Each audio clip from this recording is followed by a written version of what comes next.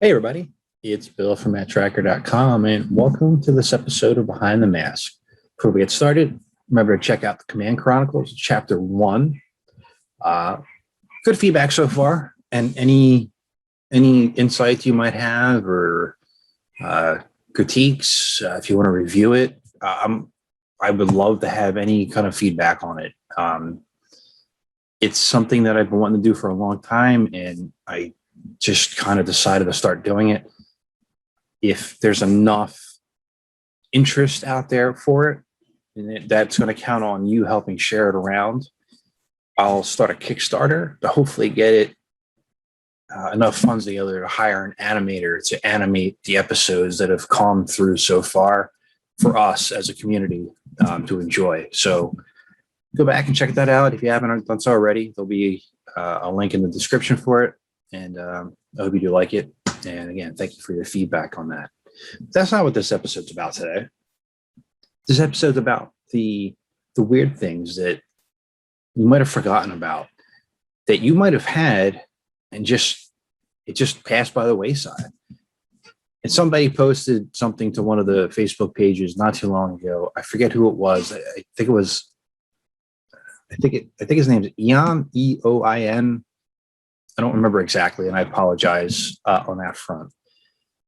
But something came up. It was a picture. It was a cover of a magazine called Hot Dog, and yeah, here it is. And it's got Mask and Barbie on it.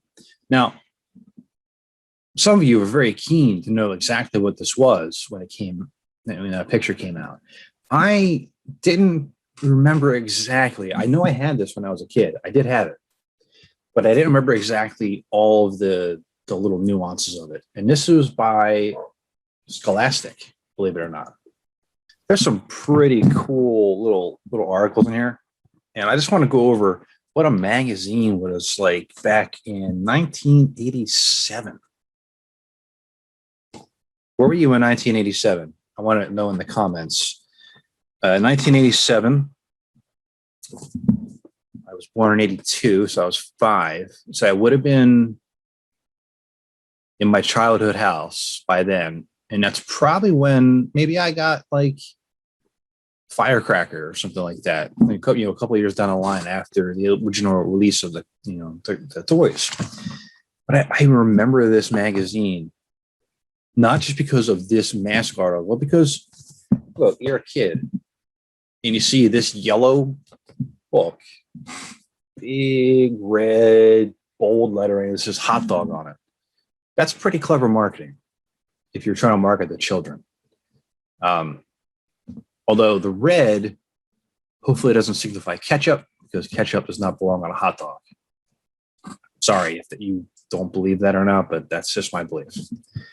The one thing I will point out, I found very weird with this book, is that on the back we have Save the Animals, and it's Save the Animals Hot Dog. I don't know if anybody's really known or looked into what hot dogs are made of, but I guess you could say that they're saving every part of the animal for the hot dog. I found it to be ironic on the back cover. But let's look at the inside together and just kind of give a quick look. Now, there's not a lot of mask in here, but I want to show overall like what we're looking at here and what an article back then might have been like. And considering the fact that this is 1987 and you have Rhino on the cover, shows the power of Mask and how it had the longevity to last 2 years past its introduction into the toy line outward, obviously until today, but let's just take a look. All right. So we have the inside cover. Hot Dog is springing in the action. Spring is here. The weather is warm and Hot Dog is red hot. Okay. This month we'll tell you all about today's hottest toys, Barbie and Mask.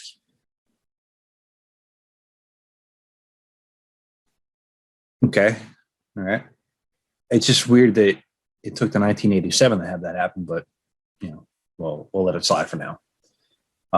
We'll visit a dancing whale and talk to TV's zaniest alien, Alf. Yes, that's right. Alf gives a 2-page interview on this.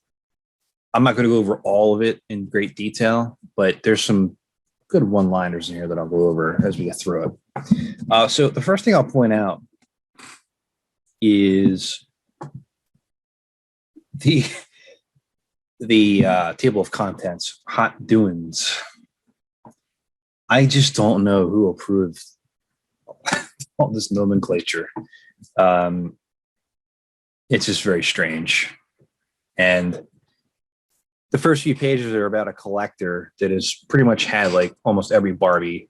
So you got to give her props for that. Her name is Ruth, and I'm not going to go over anything in great detail on this, but it's nice to see that even back then, collecting meant something enough to incorporate into a magazine like this. A couple pages here, and I'll have a post on the website for this, so you can go check it out in full whenever you feel like doing so. But I'm not going to go over the Barbie stuff here. There's a Garfield cartoon. It starts off with Garfield flying through the air and then flying up a tree. And I went and did it again. Here I am, doomed to die again. If I stay up here, I'll starve. If I jump, I'll become a cat pancake. I hope someone rescues me. Rats. Stuck again up the tree, Garfield. And the picture is of Garfield 1.5 foot up on a branch. So, yeah, there's that. We got an answer box contest, a contest where you can win headphones that look like this, but they look much cooler because they have a microphone piece on it. You can win a great prize and help hot dogs stay red hot. Here's how. Answer as many questions as you can in this answer box. There are no right or wrong answers. Just tell the truth. And send your answer box to this address. We'll put the answer boxes together. Then on June 5th, we'll pick 5 lucky winners at random. So basically, if you just kind of scribbled in something on this and took the time to address it and send it, you had a chance to win it. I don't know who won it, but if you did, if you're one of the people that watch the show and you did win those headphones, tell us how you are right now. There's a article on baby Shamu, and I'm not an advocate of zoos too much or elements of like keeping animals, entrapped and for entertainment. But if the animals are well taken care of and they're not just like, just exploited for what they are, I can get behind it. I know that there were a lot of issues with SeaWorld back in the day, and I don't know if it's still open. I don't know if it's still open or not, but I know that there was a lot of issues with the whales and how I think it was PETA mostly that were up in arms about how they were treated. So, all right, so we got here an article called "It's Not Fair," and I don't know who created the article or not the articles, the images for this, but it's not fair. It's not fair. You're trying to study for a test and your cat won't stop crawling on your books. Okay. It's not fair. You're walking down the hall in school and your lunchbox flies open. So I'm going to point out here real quick. Hold on.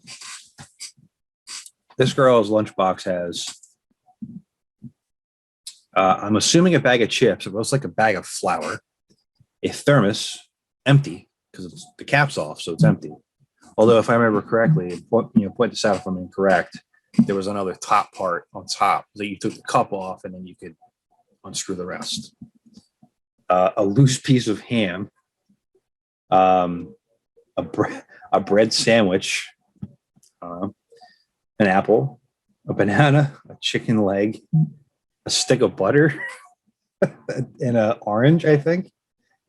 That's a lot to take in at school. So maybe pack less and your lunchbox won't burst open. It's not fair. Your family is allergic to fur, so the only pet you can have is a fish. Well, I will say this, that not every family is equipped to have a dog or a cat. The parents might not be able to handle raising you as a child and then raising a pet alongside. It's very hard to do. Um, Maybe when you're a few years older, you'll get one. Who knows? It's not fair. Your friend comes over to play and your mom makes you clean your room. That one there is a little weird because it's just going to get messy anyway. And, did it matter what your friend thought of your room? I didn't care. You came over, that was it. You came over because you chose to. I didn't lure you in there and then go, look at my room. It's disgusting. Not the point.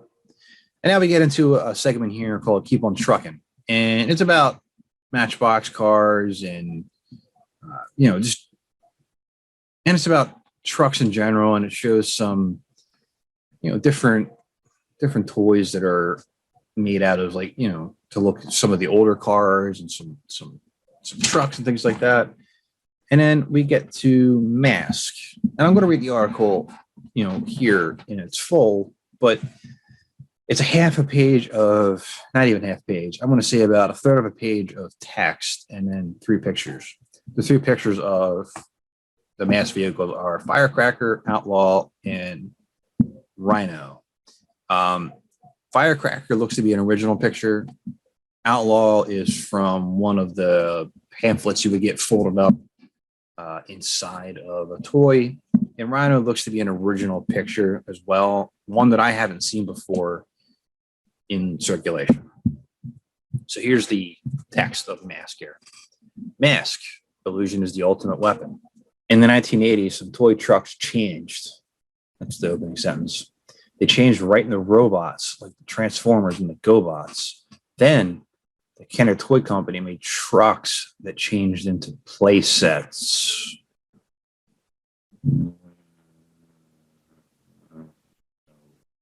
That's not correct. The Kenner Company called their new transforming cars and trucks Mask toys. I mean, Outlaw was kind of a play set, but Firecracker was not one, and Rhino was hardly one. I guess you can call it one, but it's not really what I would think of it. MASS stands for Mobile Armored Strike Command. And they don't explain KO on the command. The Mask Force is led, and Mask Force, if you didn't know this, was the original concept name for the line. It's just a matter of fact that they used force in this article. Mask Force is led by the good guy, Matt-Trakker. He's the good guy. Matt spends a lot of time defending himself from Miles' mayhem and the vicious, evil network of mayhem. That would indicate that Venom is targeting him. But Matt's the one that's going out there to stop him, so the article's a little misspoken there. Each Mask truck is 2 or more toys in one. Or more. What has 3?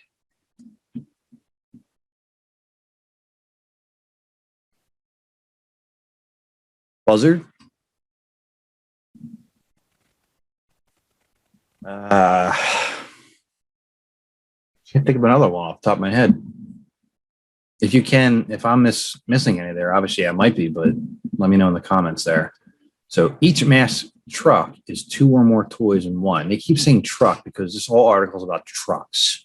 That's why the name is going that way. The snake oil tanker turns into a Venom mobile headquarters. A Rhino rig turns into a mobile defense unit for Matt-Trakker and his pals. Just guys hanging, everybody hanging out. Just hanging out and do whatever. The Firecracker looks like a little pickup truck until it changes into a military explorer recon truck with boomerang back tire. It even has a hidden dirt bike, not really hidden, sitting right in the back to let Matt-Trakker get away quickly. I don't remember Matt ever riding that in the cartoon. Maybe in the comics. There's a lot of liberties, I think, taken with this article. There are all sorts of trucks around today. No matter which one is your favorite, one thing for sure, kids will always keep on trucking with toy trucks. And yeah, a lot of these words are awful. But the worst thing in this whole article is how they have favorite on 2 lines. You could have went over 2 characters extra to hit that, but who am I to judge on a layout of anything? So that's the article. Hope you enjoyed it. 1987 Hot Dog Magazine, folks.